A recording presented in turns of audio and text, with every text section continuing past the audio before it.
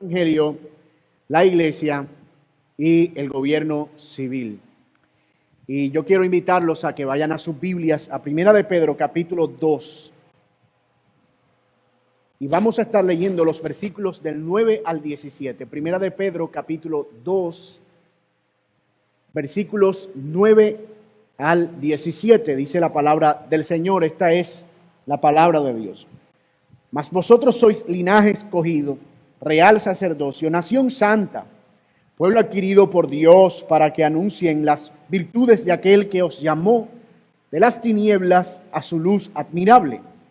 Vosotros que en otro tiempo no erais pueblo, pero que ahora sois pueblo de Dios, que en otro tiempo no habíais alcanzado misericordia, pero ahora habéis alcanzado misericordia.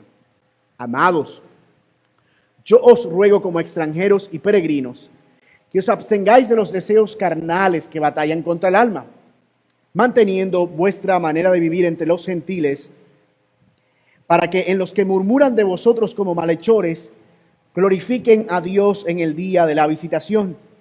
Al considerar vuestras buenas obras, por causa del Señor, someteos a toda institución humana, ya sea al rey como a superior, ya a los gobernantes como por él enviados para castigo de los malhechores y alabanza de los que hacen bien. Porque esta es la voluntad de Dios, que haciendo bien hagáis callar la ignorancia de los hombres insensatos, como libres, pero no como los que usan la libertad como un pretexto para hacer lo malo, sino como siervos de Dios. Honrad a todos. Amad a los hermanos, temed a Dios, honrad al Rey. Vamos a orar, hermanos, y vamos a ponernos en manos del Señor.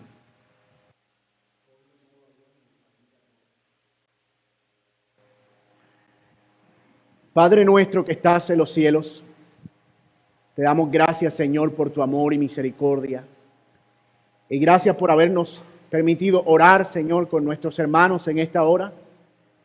Gracias por darnos este gozo, esta dicha, este privilegio.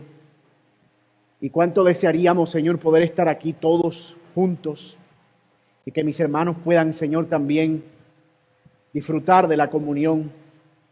Pero sabemos, Señor, que por un poco de tiempo, por breve tiempo, tú permites ciertas aflicciones y cierto grado de tristeza a causa, Señor, de no poder congregarnos por esta pandemia y por todos los problemas recientes. Pero el pueblo de Dios prevalecerá y la iglesia será sostenida. Usa tu palabra para darnos sabiduría y para darnos consuelo y para darnos verdad en esta hora. Te lo pedimos en el nombre de Jesús. Amén y amén.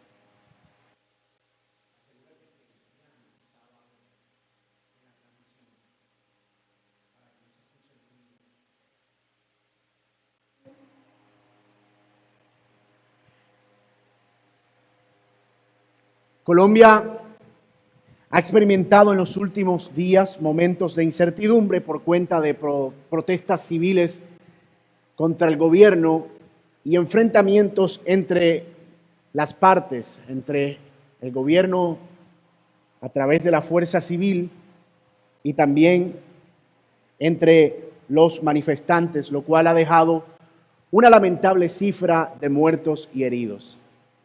Pero no solo eso.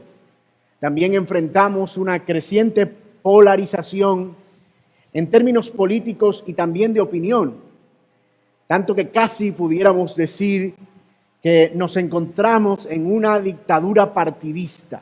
Me refiero al hecho de que si opinas contra uno, entonces estás en favor del otro. Si opinas en favor del otro, entonces estás en contra de aquel. Y si te quedas callado, entonces eres un indiferente y cómplice al que no le importa la situación del país. Todo esto sucede a nuestro alrededor. Se habla de ello en las noticias, se habla en las esquinas, se habla en nuestros entornos de trabajo, se habla en nuestras familias. Pero es necesario que nosotros tengamos una respuesta como creyentes y que sea la palabra de Dios la que dirija nuestros pensamientos en asuntos de esta índole. Es cierto que no estamos obligados ni a ir ni a una esquina ni a la otra, pero tampoco estamos llamados a no tener una posición.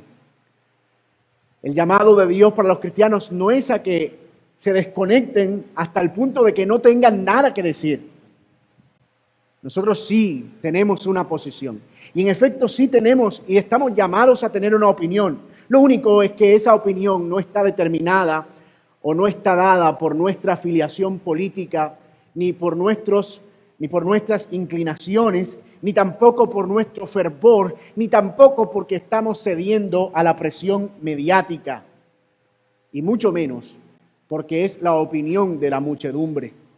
Nuestra postura debe estar informada por la palabra de Dios y debe ser consecuente con lo que somos, ante todo, cristianos, ciudadanos del reino, habitantes de este mundo, pero con una ciudadanía celestial. Pero, ¿por qué usar el púlpito y la predicación para esto? Dirá alguno, ¿no sería mejor simplemente dejar que cada quien forme su opinión y vaya por el camino que bien le parezca? ¿No sería mejor que cada persona forje sus propias percepciones y vaya por sus propios caminos? Bueno, eso suena bastante cómodo, déjenme decirlo, como predicador. Sin embargo, hay una demanda sobre nosotros, los que estamos llamados a predicar la palabra de Dios. La predicación no está desconectada de la realidad de nuestro día a día. Y el deber de todo predicador es llevar a sus oyentes a considerar el poder del Evangelio en la palabra de Dios, pero también la relevancia que ese Evangelio tiene para todas las áreas de la vida. Nosotros creemos que la Biblia, como protestantes, es nuestra única regla de fe y práctica. Y debe ser ella, la palabra de Dios, quien nos modela acerca de los asuntos de nuestra vida personal, familiar, social, pero también en cuanto a nuestra relación con el gobierno. Y hermanos, gracias a Dios por la Biblia. Gracias a Dios por la palabra, porque ella no se queda callada acerca de estos asuntos tan específicos. Está fría.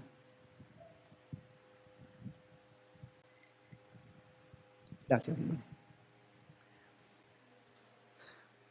Como decía, la Biblia no se queda callada acerca de asuntos tan específicos como el que abordaremos en la mañana de hoy. Para tener un poco de contexto, el apóstol Pedro en su carta escribe a una iglesia que estaba pasando una situación muy particular. Se trataba de creyentes que habían sido esparcidos por el mundo, pero que ahora estaban padeciendo a causa de su fe de formas muy específicas. Estaban padeciendo en sus familias, en sus trabajos, estaban padeciendo en sus hogares, pero también estaban padeciendo de la mano de un gobierno, de un imperio que se oponía a Jesucristo como el Señor y que exaltaba la figura del emperador como rey y Dios sobre todo. Así que en general ellos estaban siendo perseguidos en todas las formas posibles, incluso, por el gobierno de la época.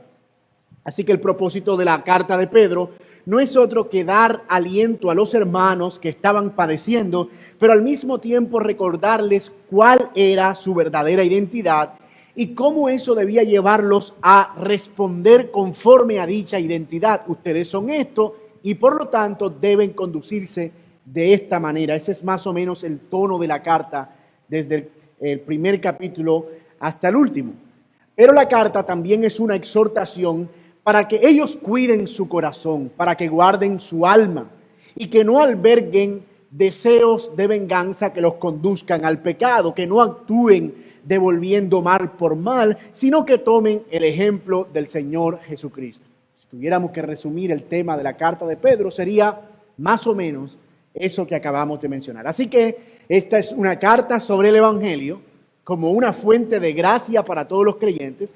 Es una carta para la iglesia, pero es una carta que aborda temas específicos, en este caso, como lo veremos, el gobierno y la relación de los creyentes con ese gobierno civil.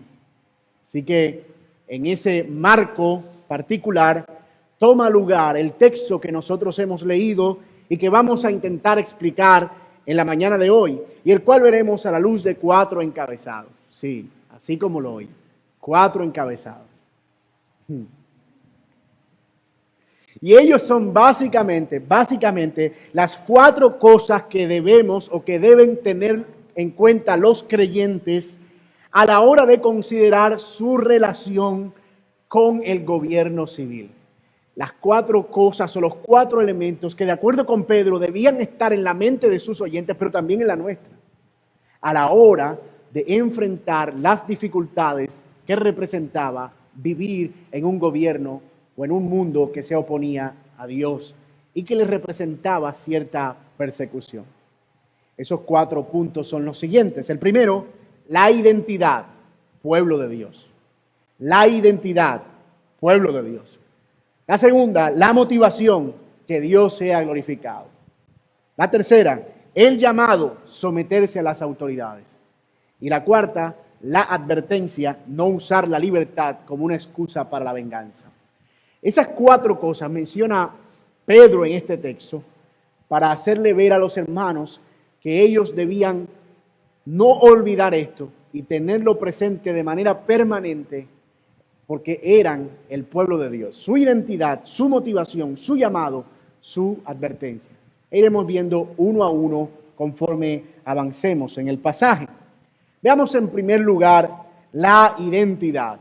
Ustedes son el pueblo de Dios. Es lo primero que Pedro les dice a los hermanos que ellos deben tener presente. Miren el texto, versículos 9 y 10. Mas vosotros sois linaje escogido, real sacerdocio, nación santa, pueblo adquirido por Dios para anunciar las virtudes de aquel que os llamó de las tinieblas a su luz admirable. Vosotros que en otro tiempo no erais pueblo, pero que ahora sois pueblo de Dios, que en otro tiempo no habéis alcanzado misericordia, pero que ahora habéis alcanzado misericordia.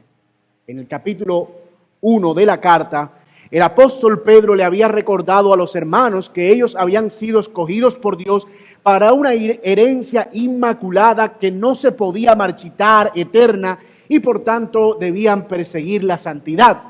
Aquí, en la segunda carta, antes de hablarle de los deberes de sujeción a las autoridades, de sujeción en el caso de las esposas a los maridos y en el caso de los empleados a sus amos, él les dice: ustedes deben considerar antes de todo que ustedes son el pueblo de Dios.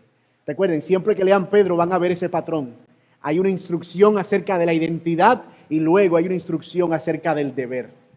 Y aquí esta es la instrucción acerca de la santidad. Y esto es muy importante, mis amados.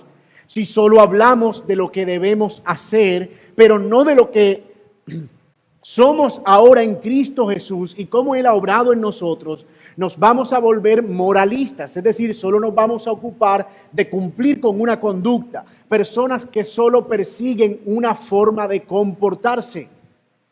El Evangelio es central en nuestra vida porque es lo que nos mueve. Y es por eso que el apóstol Pedro les recuerda esto a los hermanos antes que nada. El Evangelio: ustedes son el pueblo de Dios.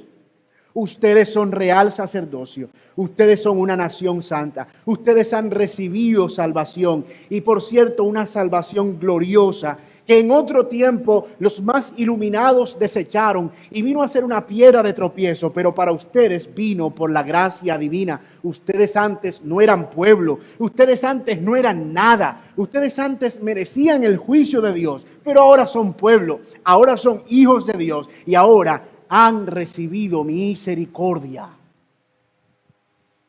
Antes eran esclavos, pero ahora son libres. Ellos necesitaban recordar esa realidad antes que todo. ¿Qué es lo que somos en Cristo Jesús? Mis amados hermanos, cuando nosotros perdemos de vista el Evangelio y nuestra identidad en Cristo, lo que somos, lo que el Señor ha hecho por nosotros y el llamado que Él nos ha hecho, cualquier cosa va a tomar su lugar. Y en particular, un partido político, una posición ideológica, una corriente económica, etcétera, etcétera, etcétera. Pero nosotros debemos ver todo a la luz de lo que somos. Y lo que somos es pueblo de Dios, nación santa, pueblo adquirido por Dios. De la misma manera que no podemos simplemente concentrarnos en la norma sin ver lo que nos impulsa a cumplir la norma. No podemos decirle a la gente, tú tienes que sujetarte al gobierno como si le estuviéramos tirando un ladrillo, sin explicarle cuál es el motivo por el cual deberían hacerlo y sin explicarles cuál es el impulso que debería llevarlos a eso. Porque la respuesta que tendríamos es, ¿cómo voy a sujetarme a este gobierno de corruptos y de asesinos y de qué sé yo qué cosa que ha hecho tanta maldad? Y probablemente a la luz de la experiencia todas esas cosas puedan comprobarse. Sin embargo, nuestro deber de sujetarnos no está supeditado a la orden de autoridad a la que nos sujetamos. No está supeditado al merecimiento de quien nos sujetamos, sino al motivo que nos impulsa desde el Evangelio. Y es por eso que tenemos hoy en día muchas personas que se dicen creyentes que se han sublevado contra el gobierno en su corazón y han albergado odio y pueden decir con el corazón cargado, aquí estoy, me estoy sujetando a este gobierno, pero es porque Dios lo dice, no porque yo quiera, ni porque este gobierno lo merezca. Y están de nuevo cargando su corazón de un odio amargo que contamina. Pero mis amados, no se trata de eso. Se trata de realmente, y en esto insisto, encontrar el motivo. Y ese motivo está en lo que Él ha hecho por nosotros, en lo que éramos antes y en lo que somos ahora. ¿Cómo así? Bueno, tú puedes escuchar personas referirse con tanto odio a las autoridades que pareciera que ellos mismos nunca fueran a enfrentar la ira justa de Dios. Y en el caso de los creyentes, ¿acaso te olvidas que si no fuera por la gracia de Cristo, que cargó sobre su espalda todo el peso de la ira de Dios que debía caer sobre ti, tú tendrías el mismo destino que el gobierno corrupto que ahora condenas? Tú no puedes olvidar la misericordia que has recibido, porque es a la luz de esa misericordia que nosotros miramos incluso el someternos con misericordia. Esta es la razón por la que Pedro dice, antes de ver con odio y deseo de venganza a las autoridades, antes de ver con odio y deseo de venganza a hermanas creyentes, a sus esposos no creyentes, antes de ver con odio y deseo de venganza a esclavos que padecen ante la injusticia de sus amos, antes de ver con odio y con deseo de venganza a aquel que los oprime y los persigue, mírense a ustedes lo que eran y lo que son ahora. Mírense porque la misericordia de Dios ha obrado en sus vidas. Mírense porque ustedes no han recibido el castigo que merecían recibir. Y si de verdadera justicia se tratara, oh mi amado, si de verdadera justicia se tratara, ¿quién de nosotros pudiera permanecer en pie delante del Señor? Ahora, hermanos, nosotros estamos convencidos que este texto tiene que ver con nosotros. Esto no es solo un mensaje para la iglesia perseguida en los días de Pedro. Creo que es un mensaje para nosotros porque también somos pueblo de Dios por la fe en Cristo Jesús. Porque también somos el real sacerdocio, porque también somos una nación santa y porque también somos un pueblo adquirido por Dios y porque también hemos recibido misericordia en lugar de juicio. Y yo espero que estas palabras preparen nuestro corazón de alguna manera para ahora ver la instrucción. ¿A qué nos manda la palabra de Dios? Veamos ahora eso en el segundo aspecto que debe gobernar nuestra relación con el gobierno civil, valga la redundancia, y esto es una motivación anclada a la gloria de Dios. Ese es nuestro segundo punto, la motivación que Dios sea glorificado. Miren lo que dice el texto en el versículo 11. Amados, yo les ruego como extranjeros y peregrinos que os abstengáis de los deseos carnales que batallan contra el alma, manteniendo buena vuestra manera de vivir entre los gentiles, para que los que murmuran de vosotros como malhechores glorifiquen a Dios en el día de la visitación, al considerar vuestras buenas obras. Pedro continúa su llamado a los hermanos, con una rogativa, con una petición. Hermanos, ya que son el pueblo de Dios, ustedes ahora son extranjeros en esta tierra. No se dejen llevar de la tentación de la carne y busquen la gloria de Dios haciendo el bien. Ese es el llamado de Pedro en este pasaje. Veamos eso en detalle. Noten que en primer lugar él dice en el versículo 11, absténganse de los deseos carnales que batallan contra el alma. ¿A qué se está refiriendo el apóstol aquí? ¿A qué clase de deseos carnales? ¿Acaso se refiere a toda tentación humana?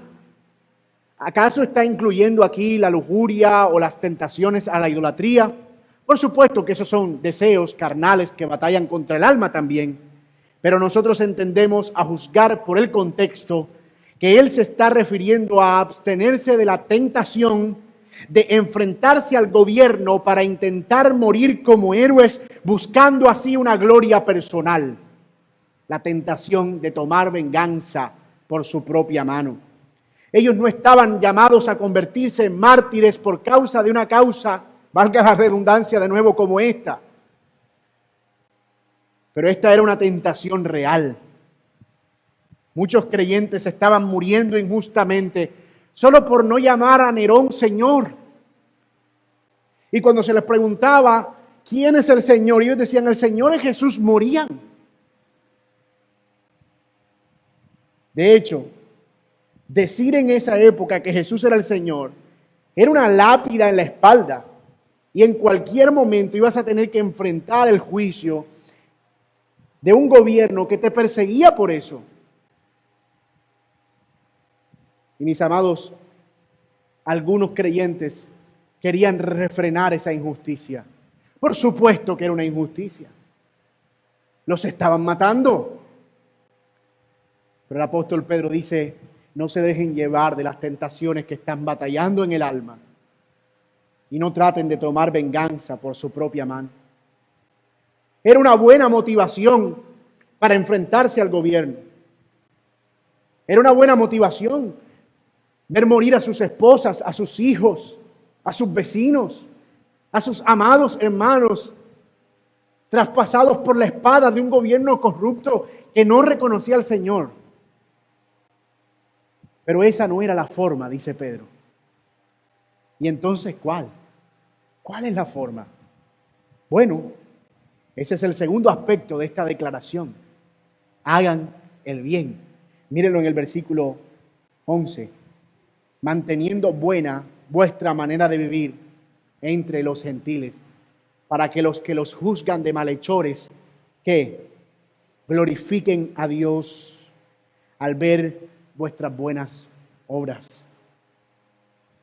Hay algo bueno que ustedes pueden hacer, dice el apóstol Pedro. Y hay algo que ustedes han sido llamados a hacer. No es quedarse de brazos cruzados.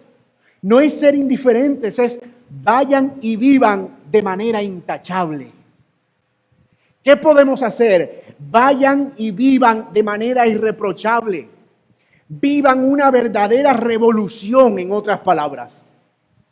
Vivan haciendo el bien, todo, incluso a sus enemigos, para que Dios sea glorificado. Mis amados hermanos, el cambio del creyente, o el cambio que se produce a causa de la fe, no es por el camino de la sublevación, sino por el camino de vivir una vida consecuente con la fe que nosotros profesamos.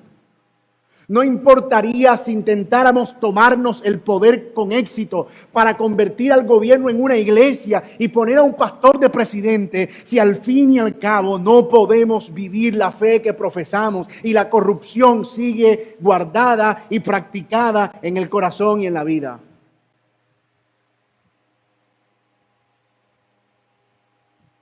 Nosotros debemos ser motivados a vivir para la gloria de Dios.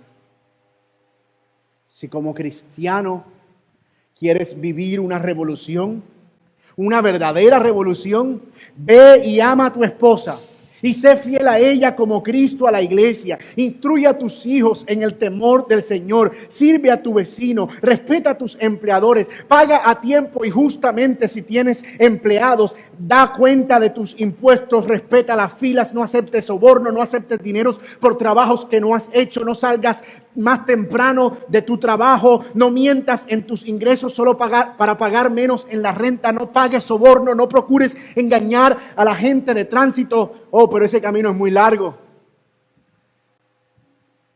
Ese camino es muy largo. Porque nadie está viendo mis buenas obras. Y una golondrina no hace verano. Y todos necesitaríamos empezar a portarnos bien para que esto empiece a cambiar. Pero mis hermanos, ese es el llamado. Ese es el camino largo. El más fácil es generar caos para cosechar conmoción. Puede ser el camino más corto, pero te aseguro que no es el camino al que el Señor nos está llamando como creyentes. Al menos no es lo que vemos en su palabra.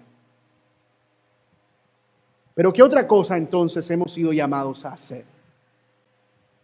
Ya vimos que hacer el bien, como consecuencia de que somos el pueblo de Dios, no como una motivación moral solamente, y por eso era necesario que viéramos primero la identidad, para ver estas buenas acciones a las que Pedro nos llama como las buenas acciones que Dios preparó de antemano para que anduviésemos en ellas. Es así como debe vivir un creyente, un miembro del pueblo de Dios. Pero ¿qué más debe hacer, además de hacer el bien? Bueno, dice nuestro texto, someterse a las autoridades. Eso nos lleva a nuestro tercer punto, el llamado a someternos a la autoridad.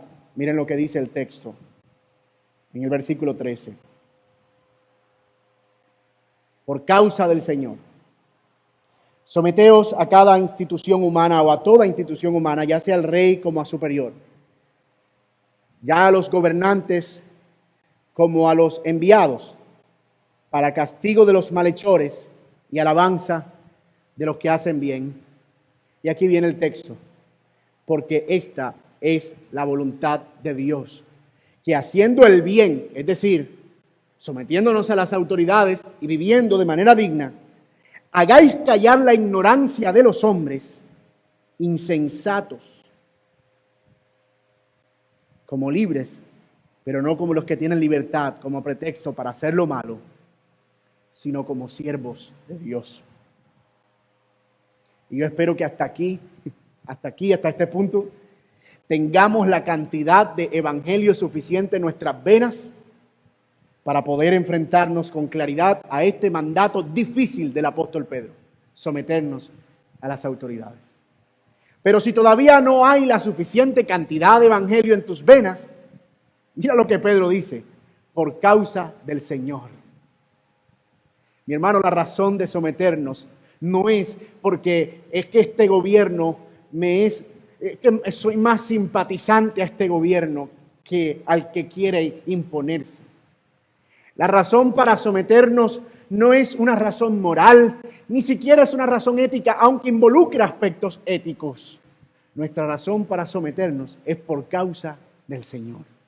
Por causa de que somos creyentes, de que somos el pueblo de Dios y que tenemos una prerrogativa. Por causa del Señor, sométase a toda autoridad humana, ya sea al rey como autoridad o a los gobernadores como enviados para impartir justicia. La estructura de gobierno de los romanos no era tan compleja, al menos no en términos ejecutivos o en términos del gobierno civil.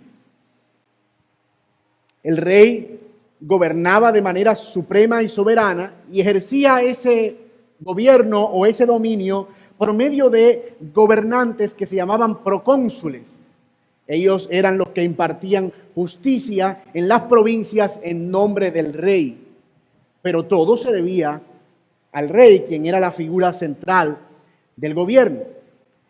Y lo que dice el apóstol Pedro es que los creyentes debían considerar el orden de autoridad y someterse, esto es, ponerse bajo su autoridad.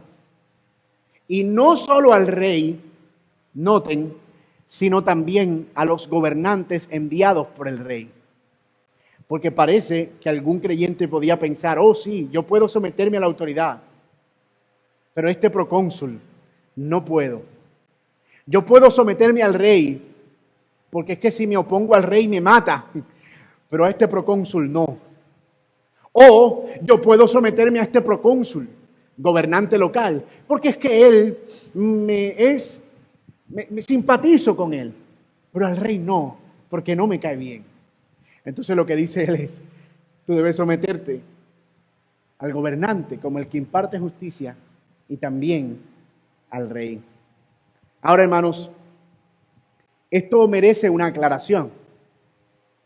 Para los días de Pedro, los romanos y especialmente Nerón, quien era el emperador para la época y el gobernador de Roma en general, era marcadamente hostil contra los cristianos, muy hostil. Ellos eran acusados de ser malhechores y rebeldes al llamar a otro señor y no al rey. Y por eso algunos morían, de hecho. También eran considerados incendiarios, porque según se había escuchado, ellos hablaban de un día en el que los elementos ardiendo iban a caer del cielo y Dios iba a juzgar al mundo con fuego. De hecho, según algunos historiadores, esa era la razón por la cual Nerón prefería que algunos de los cristianos murieran quemados, porque era precisamente el destino que ellos anunciaban para la humanidad. Al menos eso era lo que equivocadamente Nerón entendía. Además de eso, se cree, según los mismos historiadores, que Nerón tenía una obsesión por ver todo arder, una piromanía, una fascinación por ver fuego, tanto que en el año 64 hubo un gran incendio en la ciudad de Roma que duró 6 días y amenazaba con consumir a toda la ciudad. Y mientras tanto, Nerón en su palacio estaba vestido con vestiduras reales y cantaba y bailaba como si se hubiese preparado para la ocasión. Y es por eso que algunos sugieren que fue él mismo quien propició aquel incendio, pero luego de ese incendio él acusó a los creyentes de haber sido quienes habían provocado ese incendio, lo que intensificó todavía más la persecución contra los cristianos. Ellos son los que andan predicando que un día vendrá el fuego del cielo. Fueron ellos los que incendiaron Roma y lo convirtió en un pretexto para arreciar su ya hostil y sangrienta persecución. Y escúcheme, mis amados, es a esa clase de gobierno y a esa clase de rey a la que Pedro dice: sométanse. Pero sométanse y hagan bien, porque esa es la voluntad de Dios, y hagan así callar a los que se oponen. No es sométanse calladamente mientras sus corazones arden de odio. No es sométanse mientras hacen el bien. Por supuesto, habían cosas en las que ellos no se sometían, aquellas cosas que atentaban directamente contra su fe, y precisamente por eso muchos murieron. Di que Nerón es Señor. No puedo decir que Nerón es Señor. Di que César es Señor. No podemos decir que César es Señor, porque solo Jesús es el Señor. Y morían a causa de agradar a Dios antes que a los hombres. Y por supuesto hay cosas del gobierno a las que nosotros podemos resistir en libre conciencia, porque se oponen a la fe. Pero en aquellas que no nos demanden una oposición directa, el llamado es a someternos mientras hacemos el bien, porque esa es la voluntad de Dios. Y finalmente la administración de su justicia, como dice Pedro y también Romanos 13, es en el sentido de castigar al malo y alabar al bueno. Y es cierto que esa justicia cojea y muchas veces es evidente que le falta una pierna, pero ellos tendrán que dar cuentas a Dios por tal mala administración de justicia. Sin embargo, nosotros debemos estar libres de ser un día acusados como malhechores y recibir sobre nuestras espaldas el peso de la justicia de los gobiernos que nos administran. Someterse no significaba para ellos que estaban de acuerdo con la locura de Nerón. Tampoco significaba que apoyaban su frenesí. Y si es que eso pudiera existir en la época, tampoco significaba que eran parte del partido político o miembros del partido político de Nerón. Hoy estoy muy redundante, ¿verdad? No significaba eso. Tampoco que apoyaban su crueldad y su derramamiento de sangre.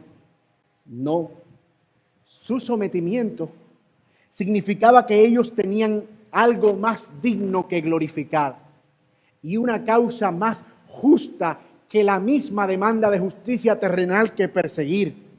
Una ruta que conducía al Señor, porque al final el bien triunfará sobre el mal, aunque ahora parezca lo contrario y pareciera que el mal va triunfando sobre el bien.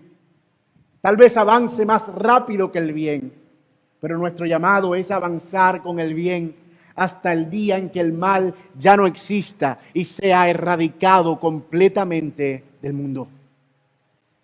Y no me malentiendan, por favor, no me malentiendan. Yo no quiero comunicar con esto una actitud escapista y fatalista. No es algo como, bueno, debido a que el Señor vendrá pronto y acabará con todas estas cosas, no hagamos nada, dejemos que todo se prenda a nuestro alrededor sin inmutarnos siquiera o tener algún tipo de apreciación al respecto. Miremos para otro lado, ignoremos la injusticia. No, mis amados, rotundamente no se trata de eso. Es que lo que estamos llamados a hacer no tiene nada que ver con lo que los hombres creen que es el camino y que es lo que se debe hacer. La voluntad de Dios, lo dice expresamente este texto, es que hagamos el bien y enseñemos a otros a hacerlo, dando testimonio de la verdad, incluso a los incrédulos. Los hombres podrán pretender cambiar el rumbo de una nación si cambian su presidente o si cambian su modelo político-económico. Y eso parece fácil si logran conseguirse los votos suficientes, al menos en la teoría. Pero nosotros creemos que solo cuando el hombre es cambiado en su corazón es cuando verdaderamente puede haber una transformación. Y eso solo proviene del Evangelio, de la justicia de Dios. Ese es el punto. Ellos no creían que si quitaban a Nerón y ponían a otro, las cosas cambiarían y entonces podían ejercer una fe mucho más libre. No se trataba de Nerón o cualquier otro. Se trataba de que ellos estaban viviendo en un mundo hostil que seguiría siendo hostil. Y en efecto lo fue. Trajano y otros emperadores fueron supremamente crueles contra los cristianos. Persecuciones horribles contra los cristianos. Y el mandato era exactamente el mismo. Yo quiero decir esto con marcado énfasis. No es indiferencia, es una manera diferente de hacerlo. No es que ignoremos la justicia, es que buscamos una justicia que está por encima de todas las justicias. No es que miremos para un lado para ignorar el mal, es que vamos en un camino diferente buscando el bien.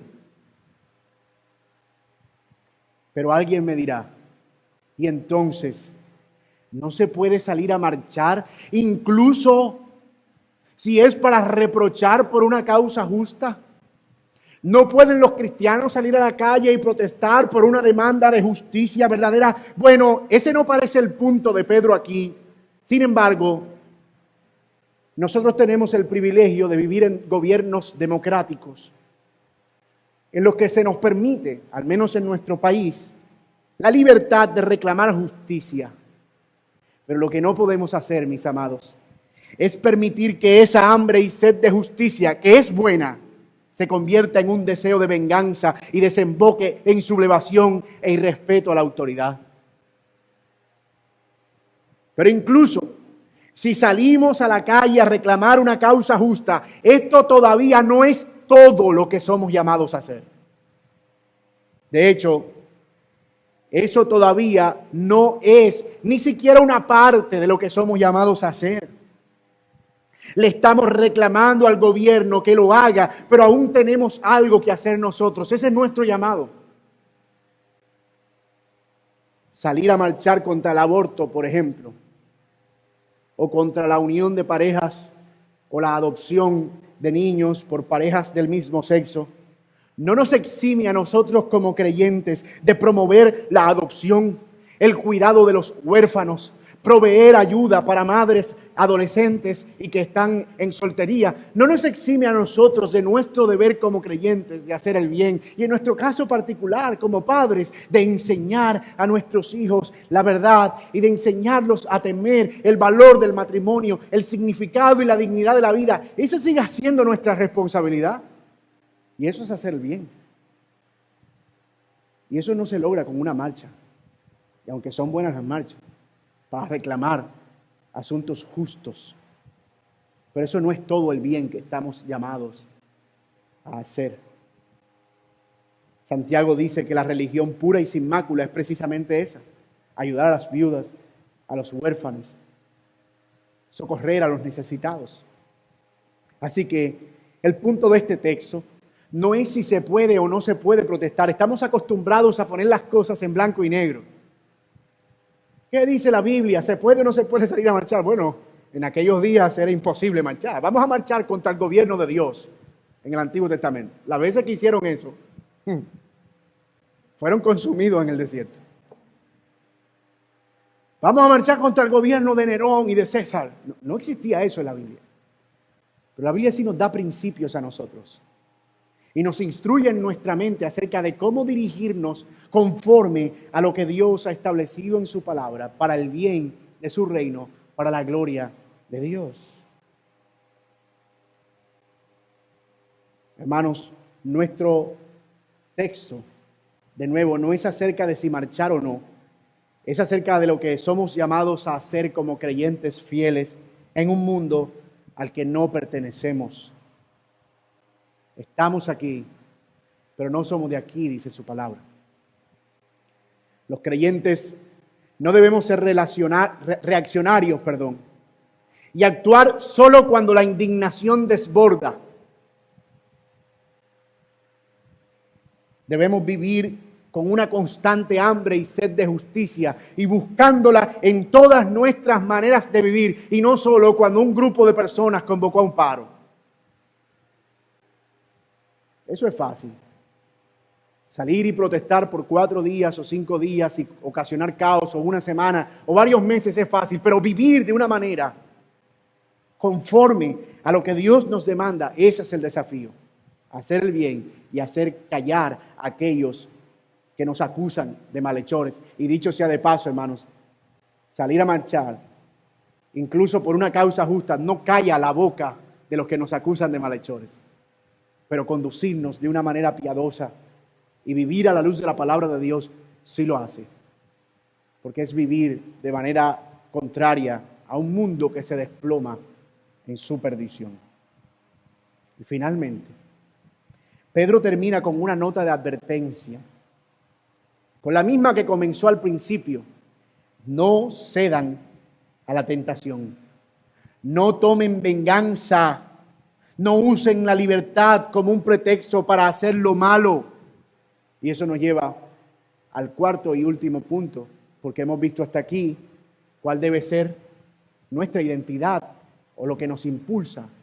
El Evangelio, somos el pueblo de Dios. Hemos visto la motivación, no es buscar vengarnos nosotros, sino buscar la gloria de Dios haciendo el bien. Hemos visto el llamado, que es someternos a las autoridades porque es la voluntad de Dios. Y ahora veamos esta nota de advertencia para terminar. Dice el versículo 16, como libres, pero no como los que tienen libertad como pretexto para hacer lo malo, sino como siervos de Dios. Honrad a todos, amad a los hermanos, temed a Dios, honrad al Rey. La reflexión final del apóstol Pedro es simple. En cuanto al gobierno civil, recuerden que ustedes son libres en Cristo, solo que no usen tal libertad como un pretexto para la maldad, sino para hacer lo bueno, porque ustedes son siervos de Dios. Eso parece muy claro, ¿verdad? Pero es algo muy interesante, porque finalmente no se trata de que todos pensemos igual y de que todos tengamos una misma posición al respecto de todo asunto político y económico dentro de la iglesia. No es que la iglesia asuma una postura oficial y todos los demás creyentes deban afiliarse a esa postura oficial, porque es la postura del pastor. No, hay algo mucho más allá. Y es que la palabra de Dios nos informa para que nosotros, plenamente convencidos por la palabra de Dios, busquemos hacer el bien y llevar gloria a Dios. No podemos justificar la venganza con el reclamo de justicia y tampoco el odio como si fuera una justificada búsqueda de indignación o resultado de la indignación. Hermanos, no permitamos que nuestras pasiones nos lleven al pecado y finalmente deshonremos el nombre del Señor y hagamos daño a otros hermanos de la iglesia. Recordemos que no solo vivimos en función del gobierno civil, y eso es lo que dice nuestro texto.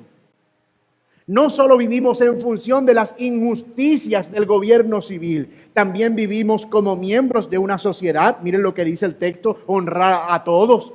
También vivimos como parte de una iglesia, amad a los hermanos. También vivimos como siervos de Dios, honren a Dios, busquen la gloria de Dios, teman a Dios. Y también finalmente vivimos como ciudadanos de un gobierno, honren al rey. Así que nuestra única esfera de relación no es el gobierno. Y yo no puedo cegarme y decir, no me importa lo que piensan los demás hermanos, no me importa si esto va contra la palabra de Dios, no me importa si esto atenta contra otros y contra mi prójimo y contra la sociedad, no me importa si esto produce mal, yo quiero justicia. No podemos obrar de semejante manera. Y como miembros de iglesia, nosotros debemos poner eso en nuestra balanza. Yo debo pensar en el hermano que por otra vía, por otro entendimiento, ha llegado a una conclusión distinta a la mía. Y yo no puedo simplemente pararme y decirle al hermano, eres un tibio que no puede reaccionar a la indignación, eres alguien que no vive su fe, ¿cómo puedes ser cristiano y no indignarte con estas cosas? Pero espérate un momento, tú no estás amando a tu hermano. Tú no puedes llegar a conclusiones tan rápidas y tan apresuradas. Solamente porque tú tienes un hambre y una sed egoísta de justicia. Así que no podemos desconectarnos de la realidad que a nosotros nos rodea. Y esa realidad que nos rodea es una sociedad, es una iglesia, es un Dios al que tememos, es un rey o un gobernante al que nos sometemos. ¿Pueden ver esas 4 esferas de relación allí claramente? Honren a todos, amen a los hermanos, teman a Dios, honren al rey. Cuando pensamos en estas cosas, nos parecen injustas y difíciles de cumplir, como lo es para un hermano que trabaja con un empleador injusto y maltratador, o como lo es para una hermana que vive con un no creyente que desafía su fe. Es difícil, pero mis hermanos, para eso nosotros tenemos una fuente de gracia permanente. No se trata de aguantar mientras las venas se nos explotan. Se trata de mirar a Cristo para encontrar consuelo en medio de situaciones que nos desgarran el corazón. Y aun cuando nosotros no queramos, hermanos, someternos y orar por nuestros gobernantes, y aun cuando nuestras oraciones tengan estorbo, porque es difícil y es humanamente difícil, nosotros debemos mirar al cielo, a Jesucristo, pues a esto fuisteis llamados, porque también Cristo padeció por nosotros, dejándonos ejemplo para que sigamos sus pisadas, el cual no hizo pecado, ni se halló engaño en su boca, quien cuando le maldecían no respondía con maldición, cuando padecía no amenazaba, sino que encomendaba la causa al que juzga justamente, quien llevó Él mismo nuestros pecados en su cuerpo sobre el madero, para que nosotros, estando muertos a los pecados, vivamos a la justicia, y por cuya herida fuisteis sanados, porque vosotros erais como ovejas descarriadas, pero habéis vuelto ahora al pastor y obispo de vuestras almas. Mis hermanos, hay tremendo consuelo en esas palabras para nosotros. Yo sé, mi hermano querido, que es difícil esto. Pero Jesús nos dejó ejemplos para que sigamos sus pisadas. El hombre que en términos humanos marcó la historia de la humanidad, no lo hizo levantando una sola arma contra sus enemigos, sino abriendo sus brazos en la cruz y diciendo con su costado traspasado: Padre, perdónalos, porque ellos no saben lo que hacen. Háblame de revolución. Eso es vivir contra la corriente del mundo. Y es a eso a lo que nosotros hemos sido llamados.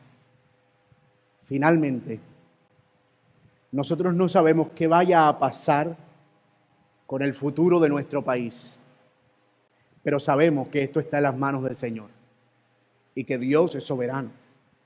Pero en cuanto dependa de nosotros, busquemos todo aquello que dé gloria al Señor.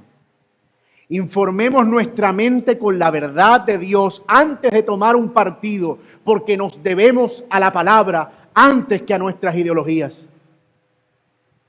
Y convirtamos nuestro corazón en algo cautivo por la palabra del Señor. No menospreciemos a alguien porque su posición es diferente a la nuestra, pero tampoco seamos apresurados en nuestras conclusiones al respecto de otro, especialmente si es un hermano. Mis amados, que Dios nos dé la sabiduría para vivir estos días tan difíciles y para hacerlo para su gloria. Gracias a Dios por esta palabra, porque Dios no nos ha dejado ciegos acerca de este asunto, y porque no son los medios de comunicación ni los memes en redes sociales, porque no es la información o desinformación de la cual estamos inundados, es la palabra de Dios la que dirige nuestros pensamientos y nuestras acciones. Que así sea, hermanos. Oremos. Señor, queremos darte gracias por tu palabra y queremos honrar tu verdad, esta misma que nos has dejado para la edificación, Señor, y la instrucción de nuestras almas. Señor, yo te pido que tú prepares nuestros corazones, de modo que podamos actuar, no movidos por nuestros deseos de venganza y por una indignación desbordada que nos mueva al pecado, sino por una verdadera hambre y sed de una verdadera justicia, la que proviene del cielo. Ayúdanos, Señor, para que podamos hacer el bien y para que seamos inquietados en toda nuestra manera de vivir acerca de cómo conducirnos sabiamente. Ayúdanos a amar a nuestros hermanos, ayúdanos a amar y servir a nuestro prójimo. Produce temor en nuestros corazones hacia ti y ayúdanos a someternos a gobiernos que a veces parecen difíciles e injustos, pero que es tu voluntad, Señor, para nuestras vidas.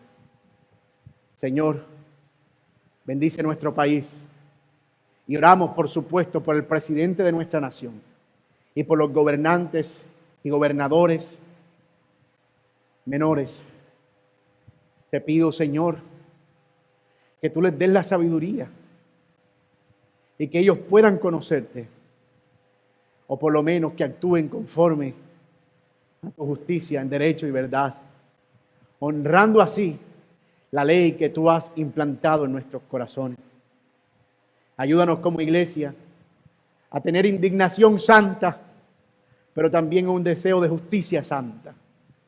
Y a recordar, Señor, que un día tú aparecerás en los cielos para cumplir todo cuanto has dicho acerca de este tiempo, Señor. Oh Dios, ten misericordia de esta nación y ten misericordia de tu iglesia, que podamos vivir para tu gloria. Esa es nuestra oración. En Cristo Jesús oramos. Amén y amén.